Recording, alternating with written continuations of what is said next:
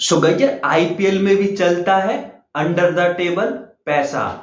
ऐसा ही कुछ मानना है आर अश्विन का। और आर अश्विन ने अपने यूट्यूब चैनल में बात करते हुए कहा कि चेन्नई सुपर किंग ने साल 2025 में मिड सीजन डेवल ब्रेवेस को जो हो साइन किया था और डेवल ब्रेवेस आ नहीं रहा था और इसके कारण चेन्नई सुपर किंग ने डेवल ब्रेवेस को अंडर द टेबल भी पैसे दिए थे।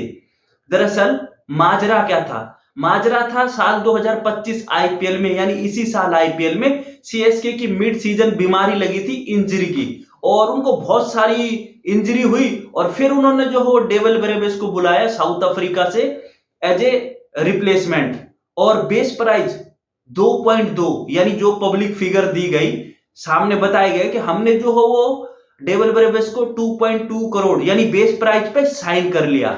उसके बाद डेवल ब्रेवेस आता है सीएसके के लिए 6 मैच खेले, 6 मैच में बनाए 225 रन और स्ट्राइक रेट था 180 का, यानी जबरदस्त था।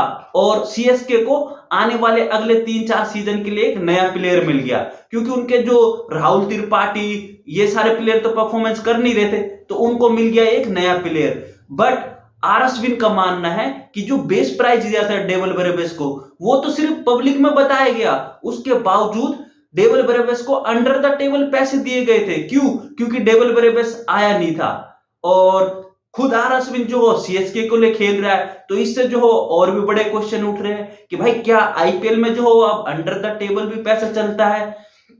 तो आर अश्विन ने जो हो सीएसके के लिए जो हो बहुत बड़ी मुश्किल क्रिएट कर डाली ये बोल के कि सीएसके ने डेवल ब्रेवेस को अंडर द टेबल पैसे दिए थे।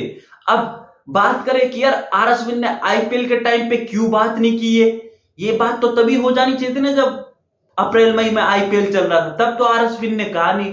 तो अब आर अश्विन जो है वो पूरा जो हो सीजन जाने के बाद अब आर अश्विन ये बोल रहा है, तो ये सब कुछ वो कहावत है ना गाइजर, घर का भेदी लंका ढाए।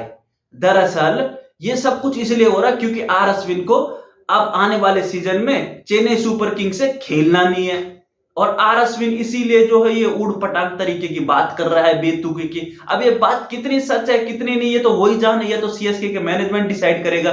बट जहां तक कुछ इंफॉर्मेशन है उसके हिसाब से सीएसके जो है वो आर अश्विन को रिप्लेस करने जा रही है, यानी सीएसके रिटेन नहीं करना चाहती आर अश्विन को। और आर अश्विन का जो हो आर अश्विन सीएसके की मैनेजमेंट से खुद पंगा चल रहा है कि भाई सीएसके की मैनेजमेंट मुझे बता दे कि भाई तुम मेरे को रिटेन करना चाहते हो कि नहीं करना चाहते। क्यों? क्योंकि आर अश्विन उस पड़ाव पे है जहां आर अश्विन को नो डाउट इंडिया के लिए टेस्ट क्रिकेट में वनडे टी20 में जो करा वो बहुत बड़ा कंट्रीब्यूशन था, बट आर अश्विन उस जगह खड़ा है जहां अब आईपीएल में शायद आर अश्विन को कोई पिक भी ना करे, क्योंकि जिस तरीके से आर अश्विन के पिछले 2-3 सीजन गए हुए हैं और इस सीजन भी जिस तरीके से चेन्नई सुपर किंग के लिए गया था, तो इसीलिए आर अश्विन ने जो हो अंदर की बात ही बाहर रख दी और बहुत बड़ी कंट्रोवर्सी हो चुकी है कि भाई आईपीएल में भी जो हो अंडर द टेबल पैसा चलता है।